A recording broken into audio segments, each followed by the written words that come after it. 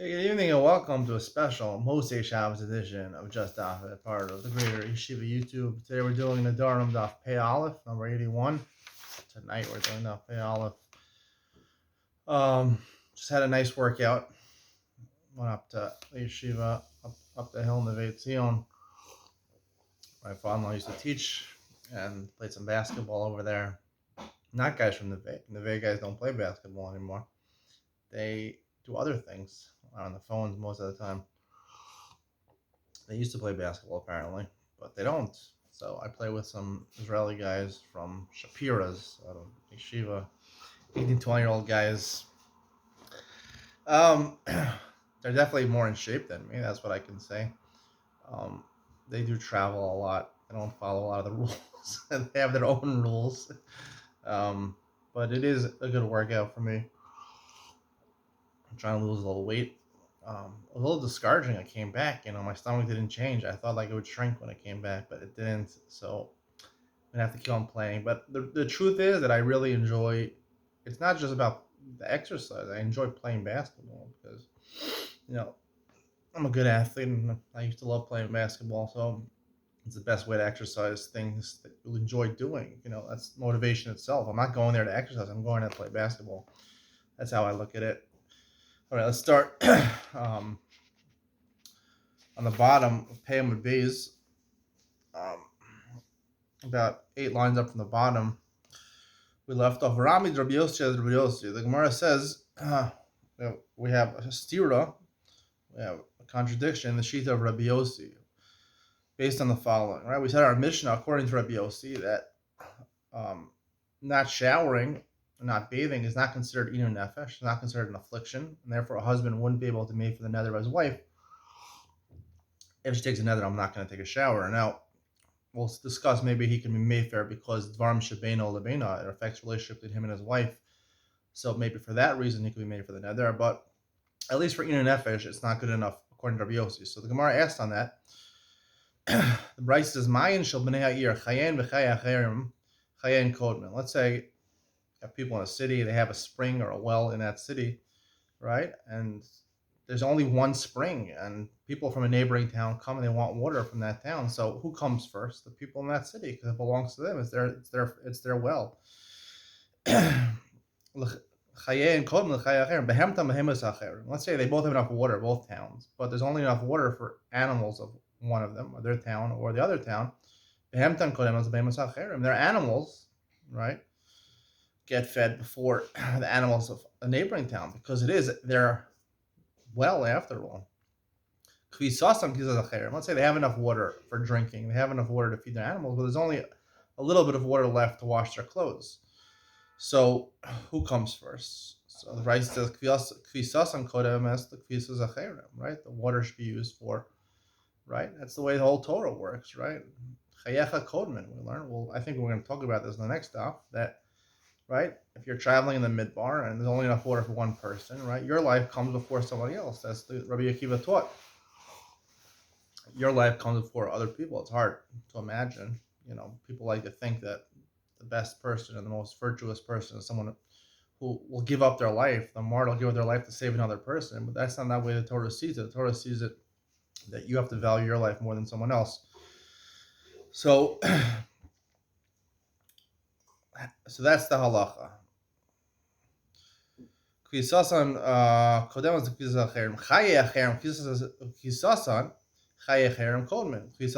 Let's say you have enough water for yourself to drink and your animals to drink, and there's only a little bit of water left over, and we're talking about water for you washing. The remaining water, either you could use it to launder your clothes, or you could use it for the neighboring town to drink water. They don't even have basic necessities to drink water. Who comes first? So their life comes before your clothes, and your clothes are not that important. Rabbi Yossi argues. He says, right? Meaning potentially even people would die from not having anything to drink, and you launder your clothes. That's more important because it's your water. So the Gemara says, "Hashta kvisa amar Rabbi Yossi ish basar," right? Guf kula lo kol sheken. Even not washing your clothes, have dirty clothes is so important, right, that it outweighs the lives of a neighboring town, Certainly, if your body is not clean, you don't take a shower or a bath, right? Shouldn't he say that's important? Guf kulo kol shekem, top of Aleph and Aleph. Amri, so they answered, in kvisa alimo le Rabbi Yossi. Kvisa, washing your clothes is more despicable than not taking a shower, not washing your body. Amar Shmuel, haya aruvisa dereisha masili de avira. If you don't clean your hair, you don't shampoo your hair, so you're going to become blind. I don't understand why you become blind for that. Shmuel says it'll lead you to become blind.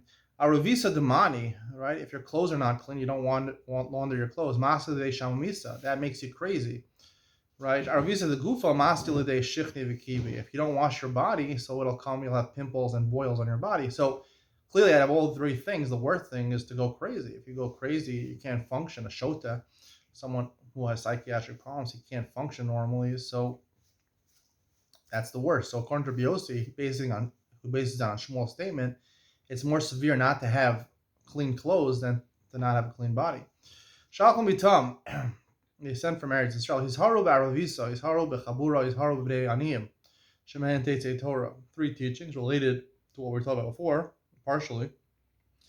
You should be careful of being clean, right? Specifically, or the most thing important you should be clean is your clothes. Your clothes should be clean. You should be careful with chabura. The article translated chabura basically means you should learn Torah in a group. You shouldn't learn Torah by yourself. He's haru b'nei aniyim. You should be careful from the children of poor people. Shmehen Tetzei Torah. Usually the Talmidei Chachamim are going to come. A lot of the Talmidei Chachamim are going to come from people who don't have very much money. Their children will oftentimes become Talmidei Chachamim. Shenemar, how do you know what the pasuk? Shenemar Yizal Mayim Midolyav. Right, water should flow from Dalyav. Little means from a well, but Dal is also a poor person. Shemahen Tetzei Torah. From them, Torah will come. The Gemara asks, this is actually a very interesting thing. You know, oftentimes you see big Gedolim and Talmidei Chachamim. A lot of times their children are not Talmidei Chachamim, are not as big as them. They're not Gedolim. I mean, there are exceptions. You know, the Stipler had Rav Chaim Kanevsky was his son, but a lot of times big Rabbanim, their children are not going to be a big Rabbanim. So the Gemara asks us, how come it shouldn't be? Usually, you know, their fathers should be able to teach them, they'll learn from their fathers. Why aren't they going to be the biggest Talmidei Chachamim? So the Gemara gives 5 different reasons. Amar Rav Yosef, Shlo Yomu Torah Yerusha Hilahem. Hashem orchestrated this way, so people shouldn't say that Torah is, you know, a Yerusha. Torah is an inheritance. Otherwise, people will give up hope and they'll say, my father, my parents are not Talmidei Chachamim. I'll never get Torah. Rav Sheshes prayed Rav Idi Amar Kadesh Gadru Ala Siwar, because if they had a whole lineage of Talmidei Chachamim one after another, right? Talmidei Chachamim are treated as the leaders of the generation, so it'll be, you know, in their family, and their family will have too much power over the tzibur. Marzusha Amar Mnei Shehim is Gabrin Ala Tzibur. Marzusha says a little differently. He says the reason is because Talmidei Chachamim themselves are treated, you know, with so much honor. So sometimes they exert too much pressure or exert too much strength on the tzibur, power over the tzibur, and sometimes it's not in the right thing, not the right way. They shouldn't be using their power so much, or they should be more humble. Rav Ashi Amar B'Shum Dekaru Le'inshi Chamr. He says again, it's a punishment, a different reason, because father Talmidei Chachamim, hard to understand. Gedolim, big Talmidei Chachamim, they call other people donkeys. Now it's hard to understand that. Most Gedolim don't say a word of lashon hara, so going to call other people donkeys. Hard to understand this Gemara. I don't really have an explanation. Maybe in their own eyes they look down at other people because they're not as big Talmidei Chachamim as them. Maybe in their own mind they say that. Ravina Amar She'ein Mevarkin in the Torah Tchila. A different reason is because sometimes when you're a big Talmidei Chacham, right, you lose the importance of Birkas HaTorah. This is a famous Gemara that's quoted a lot of times in Shmuzin and Yeshivas. They talk about this Gemara. It's a famous Gemara. In Mavarchim B'Torah Tchila, the Ran talks about over here, that Torah, having respect for Torah, is more important than the Torah itself. You learn Torah without respect for the Torah, so Torah is worthless. And sometimes you're a big Talmid Chacham. You're so consumed with learning Torah, sometimes you forget about honoring the Torah properly. The Amar of Yehuda Amar Rav, this is a pasuk in Yirmiyah right? Yirmiyah is saying, who is the wise person to understand this? It was asked the Chachamim, wise people, Nevi'im. They couldn't understand it. Asher Pirsha Kadosh Baruch Hu Ba'atzmo, right? They were confounded, right? Why the Churban happened. This is one of the reasons why the Churban happened. Yomer Hashem Azam Es Torasi. So Hashem said, they left my Torah. And the pasuk continues and says they didn't listen to the Torah, they didn't walk in the ways of the Torah. So the Gemara asks, Hainu lo shalom b'koli, Hainu lo halchul. It says about the Torah, they didn't listen to my voice, they didn't heed my voice, they didn't listen to the Torah, they didn't walk in the ways of the Torah. Why is it repeated? Amar Rav Yehuda, Amar Rav, Shem Mavarach from Torah Tchila. One is that they didn't actually follow the laws of the Torah or learn the Torah. And the second reason is that even if you learn the Torah, you still have to respect the Torah, and therefore it's important when you say Birkas Torah in the morning, to say Birkas Torah in the morning and to realize what you're doing when you're learning Torah. The Torah is, I just put out a video tonight where I talked about minimum wage. I think it's a great plan to have minimum wage to pay kol avreichim in Israel. Not in America, it's not sustainable. There's no Jewish government over here. There's Jewish government. I think, just like medical research in a different country, they pay nice stipends for people to research, the cure to cancer. There's nothing, that's Sam Mavis. That's a Sam, medicine to save you from death. But Sam Chaim, Torah is called Sam Chaim. Torah is called elixir of life. If you can understand the Torah, the depths of the Torah, you can, it's not just preventing you from dying. It's actually helping you live. That's what Torah does. If you understand Torah properly, if you learn Torah properly, it gives you life. It gives you appreciation of life. And people sometimes get consumed with learning Torah. They don't realize the value of what they're doing. They're osek in the chachma of Hakadosh Baruch Hu, the wisdom of God. And this is not like a history book that was written by, or a play that was written by Shakespeare. This is divine knowledge, which really has the core of understanding life and how to enjoy life and how to live a proper life, and a good life. So. Say my father-in-law always says whenever my mother-in-law is listening and my wife's listening, so I read Divrei Torah to my father-in-law every Shabbos, and he always ends off his Divrei Torah.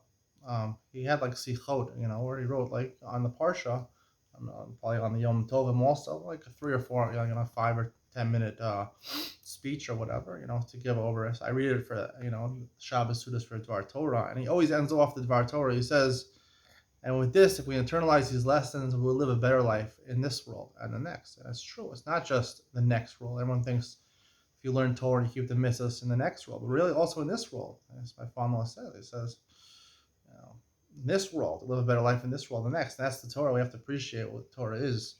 So, my father is Neshama Shalom Shalom Yoel, then Chai Aliyah. All right, let's continue.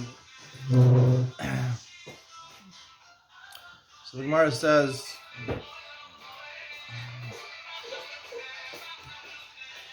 Amar Rav Yehuda Amar Rav Shein Mavarach Medorat Tchila. Isi Bar Yehuda La'asal Mesivta de Rabbi Yossi Tlase Yomi. Isi Bar Yehuda didn't come to the yeshiva of Rabbi Yossi for 3 days. Ashkechei Vardimas Bar Rabbi Yossi. We're talking about Rabbi Yossi. So that Vardimas was the son of Rabbi Yossi. Amar Le, my time La'asi Amar Le B'Midrash. Why don't you come to the shir of my father, the Abba? I thought, you haven't come for 3 days. I'm like, I don't understand his shiurim. His shiurim are too in depth for me.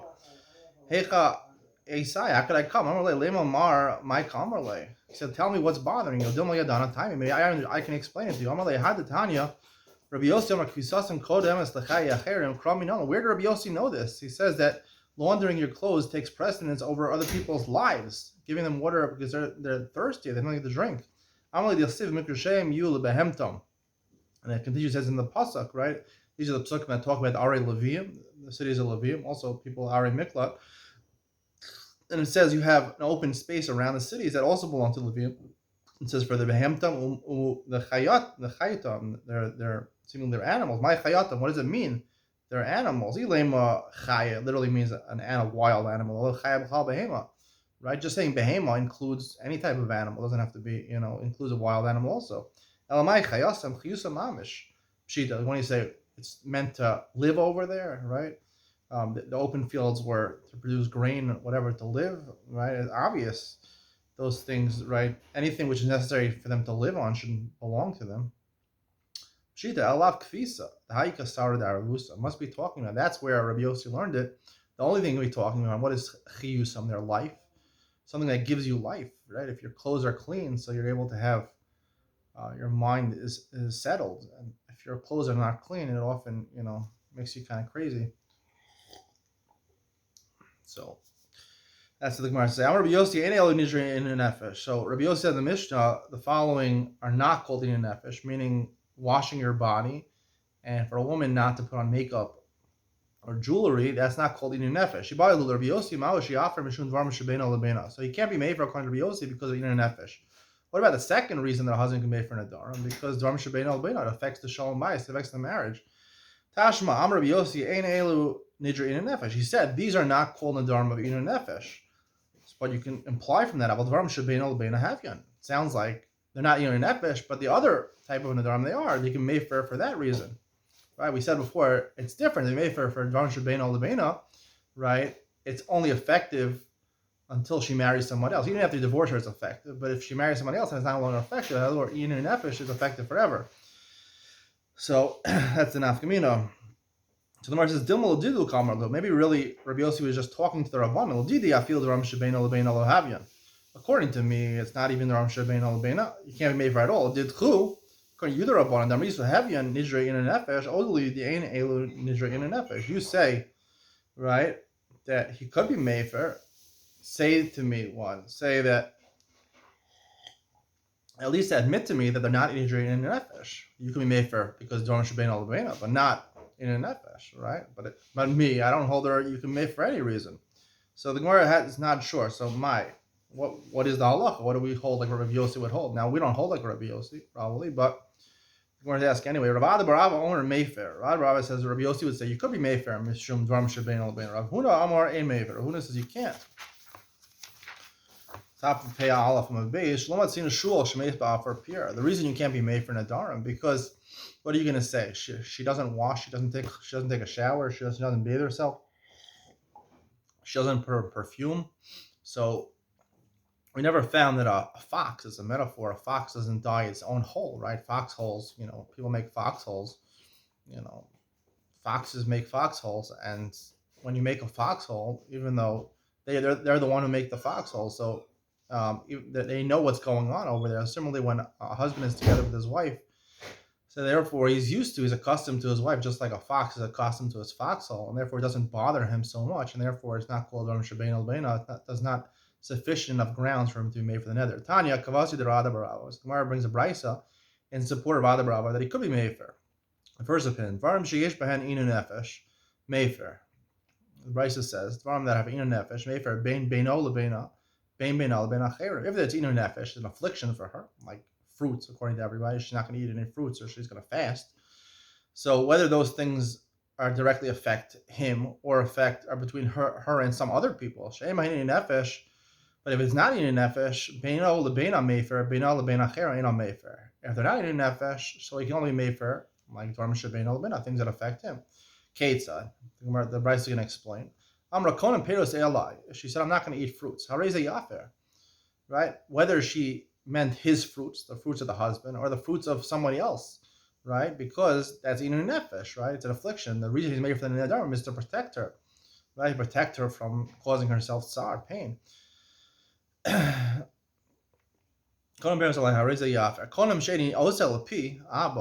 she makes a neder. I'm not gonna make food for my father. Or I make food for my brother. She says, I'm not gonna make food for your father. Or I'm not gonna make it for my own brother. Before was for the husband's brother. I'm not going to give straw in front of your animal, or feed water to your cattle. It can't be made for, right? The reason it can't be made for these things is there's no inu nefesh, right? And they're not bein olam bein. They're between her and her father-in-law, or her and her father, or her and her brother or brother-in-law. It has to be personal between the husband and wife. However, she says that I'm not going to put on echol, like blue, like blush. She's not going to put on blush. She's not going to make her hair nice. She's not going to make her hair into a bun. She says, I'm not going to be together with my husband. Yafer mishum dvarim shebein al. These things affect shalom bayis, right? She has to look good also, the wife or her husband. So they affect shalom bayis, and therefore he mayfair. If she takes a neder, she says, I'm not going to make your bed. I'm not going to mix your drink. I think mixing his drink makes to make a cocktail, but this coffee was made by my wife, so she's doing her job. I'm not going to wash your hands and your feet and your face. He doesn't have to make for these darim because the Gemara in Ksuva says that there are certain malachos, there are certain obligations that a wife has to her husband, and including cooking and baking and doing the laundry and things like that. Now, if she is able to afford, or they're able to afford someone else to do those things, the wife does not have to do those things. However, she still has to do three basic things for her husband because it brings them to have a greater emotional connection. Number one, she has to wash him. Hard to understand what it means to wash his face. Can't wash his own face. To make him a drink, make him a cocktail, and to make the bed. Those three things she's obligated to do, and you can't make neder. You can't forbid something that you're obligated to do. It doesn't take effect. Just like she can't take a neder. I'm not gonna, I might say a dime, right, or whatever wages she earns belongs to her husband. She can't say, I'm making a neder that you don't get my say a dime. She can't do that because she's obligated to do that because of either the ksuba or midaraisa, because of the nisuin, because of the marriage. So let's continue. Rav Gamliel argues. He says Yafer. He says, even if she takes a neder, right? These three things that she's obligated to do, he still has to be made for the neder. Shemar lo yachal dvaro. Davar acher shena yachal dvaro. It says she shouldn't be meichel her dvarim. We'll see soon. Explain this soon, and more in Yilad Ben Sion about if the neder doesn't take effect. So what is she being mechalel? What is she making a chol? She's making something on not kadosh, right? But the neder didn't take effect. So what does that mean? We'll explain this more as we go forward. Yilad Ben Sion. The Brisa continues, Davar Acher, another explanation. If you're a chacham who knows that a matir nedarim, you can't be matir your own nedarim. It says L'yachal dvaro. Dvaro is your words. So you have to go to another beis din or another yachan mumcha to matir nedarim. Who is the opinion? We had a machlokas on a common Rabbi Yossi in the Mishnah, right? Shalach, not to put on makeup. Who calls that dvarim shebein al beina? According to Rabbanan, that's inu nefesh. That's an affliction for the woman. Rabbi Yossi, because signing the Mayfair, and it says in the Brisa that it can be Mayfair. Mishum dvarim shebein al beina. So you see that at least because of the reason of ruining the relationship between husband and wife, so therefore he has the ability to be Mayfair. Amar Mar, the Brisa said, "V'shalosh mitasi yafer mishum dvarim shebein al beina." She takes a neder that she's not going to cohabit with him, so he can be Mayfair. What's the case? Right. The benefit of being together with me is on you. Lama li hafar. Why is it to Mayfair? Right? Part of a marriage, when you get married to the woman, she has an obligation to be with the husband. Just because the husband has an obligation to be with her, she has an obligation to be with the husband. She says that the benefit she gets from being together with her husband, she's taking a neder upon herself. She doesn't want to get benefit of it. Like Rav Kahana, if she says, right, she's trying to answer him from getting benefit from the cohabitation. So the neder is not chal. Should we force her to be together with him? However, if she answers the hana from him on herself, yafer, that takes effect. She could answer benefit on herself. She's her own person. Right? Meaning technically she has to be together with him, but the neder could take effect because she's answering herself.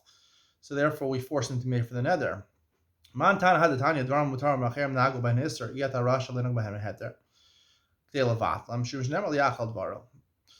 have a brisa which says things which are actually mutter and people treat them as asr. Right? You have to do what everyone else treats them as asr. You have to treat them as asr also. And we learn that at the pasuk L'yachal dvaro, right? once you say a dibur and you answer something, right, they're treated as aser, and you can't violate that. Davar the Brayso continues, Liachal Dvaro, Mikal Tam Chacham Shem Mefer Nidrei Atzmo.